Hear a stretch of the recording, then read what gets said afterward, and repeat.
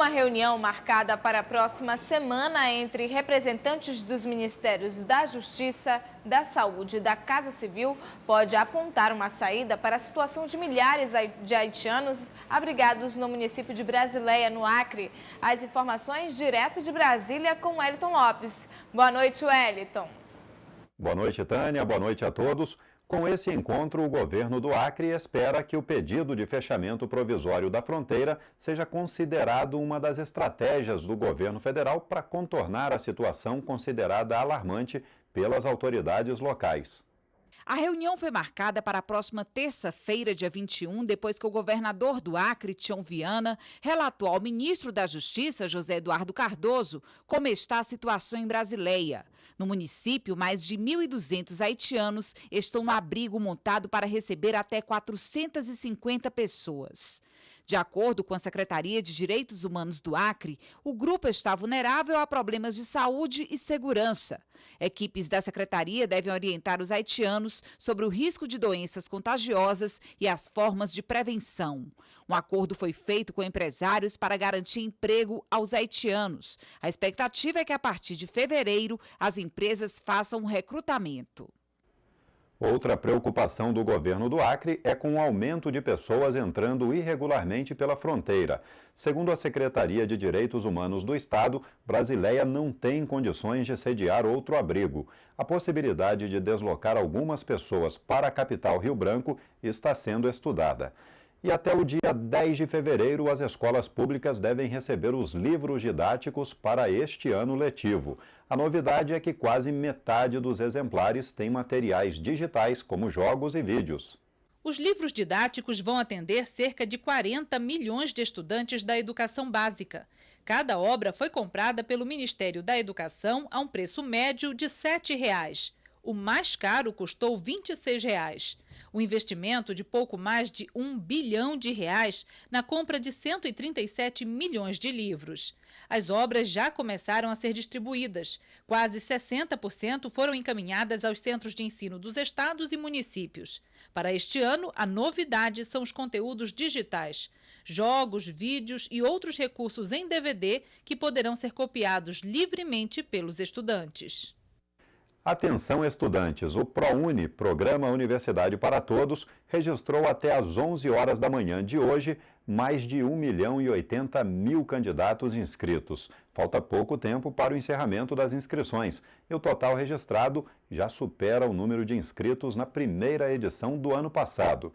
Quem quiser se inscrever é bom ter pressa, porque o prazo termina logo mais às 11 horas e 59 minutos, pelo horário aqui de Brasília. O ProUni oferece bolsas de estudo integrais e parciais em instituições particulares de educação superior. Por hoje é isso, nós aqui de Brasília desejamos a todos os amazônidas uma ótima noite e um excelente fim de semana.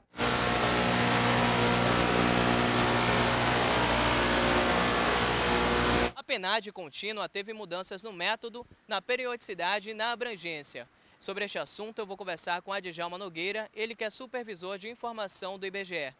O que é que essa pesquisa veio acrescentar? Porque já existiam outras. Ela veio acrescentar algumas características. Por exemplo, a abrangência, o IBGE passou a investigar todo o Brasil. Então, nós temos dados tanto para os estados, as grandes regiões, como no futuro divulgaremos até o nível de região metropolitana. Na periodicidade, nós baixamos aqueles dados que eram divulgados ou anualmente ou a cada decênio através dos censos e vamos estar divulgando esses dados até trimestralmente. Essa nova pesquisa divulgou também que houve um índice de desemprego maior. Quais foram as regiões? A região Nordeste, no segundo trimestre de 2013, apresentou o maior índice de desemprego do país, com 10%. Em segundo lugar, nós tivemos a região Norte, com 8,3%. Então, são duas regiões que têm o maior índice, ainda naquela época, para desemprego no país. Muito obrigado pelas informações. E em dezembro, o IBGE vai divulgar a pesquisa sobre o índice de desemprego na região metropolitana de Manaus.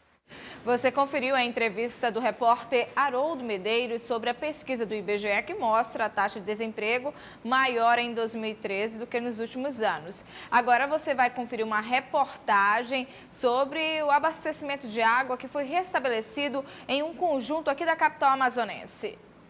O Conjunto Cidadão 12, na Zona Norte de Manaus, amanheceu nesta sexta-feira com equipes da Manaus Ambiental trabalhando em 2 locais diferentes. O primeiro deles na subestação elétrica, desligada recentemente por ordem da Amazonas Energia após descoberta de ligações clandestinas. Esta manhã, 2 equipes da concessionária de água desmontaram toda a subestação e levaram novos transformadores para substituir o atual. Enquanto isso, outras equipes da concessionária de água consertavam um cano que abastece o conjunto e que havia sido destruído pelos índios, que ocupam a região há 3 anos nesses casebres construídos na mesma área por onde vai passar a Avenida das Flores, obra do governo do Amazonas.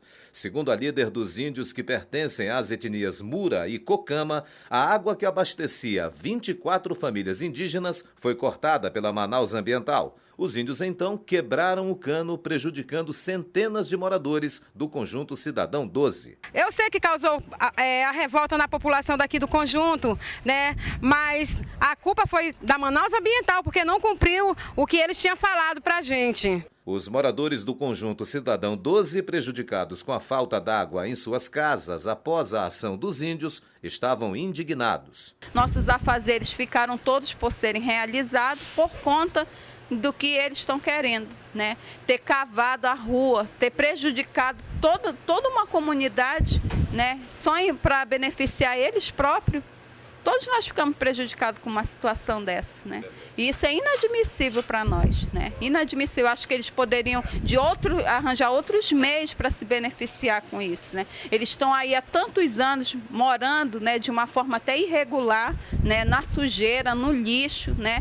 Isso aí tem fedido, sabe, provocado odores para todo o conjunto, isso daí, morando, sabe, em condições até subhumanas aí. Isso aí eles têm que ir direto com o governo, né? Direto com as autoridades, mas não procurar de meios para prejudicar todos nós que somos da comunidade. As 24 famílias indígenas devem deixar a área ocupada a qualquer momento. Cada uma vai receber R$13 mil como indenização. A necessidade de quitação militar para alistamento eleitoral de indígena do sexo masculino foi analisada pelo Tribunal Regional Eleitoral em Rondônia. A repórter Rosiane Vargas tem as informações. É isso mesmo, e a consulta marcou a abertura do ano judiciário aqui no Tribunal Regional Eleitoral. E sobre isso vamos conversar com o juiz relator do processo, Joaci dos Santos Loura Júnior. Seja bem-vindo. Fala pra gente o que resultou essa consulta. Então, essa consulta, ela foi formalizada pela Advocacia Geral da União, a AGU, e exatamente é um diferencial que a Justiça Eleitoral tem, que é uma única justiça no Brasil que é consultiva, ou seja, as partes, as autoridades que preencher certos requisitos podem consultar a Justiça Eleitoral. E nessa base jurídica foi que a AGU veio até o TRE e consultou se havia algum normativo.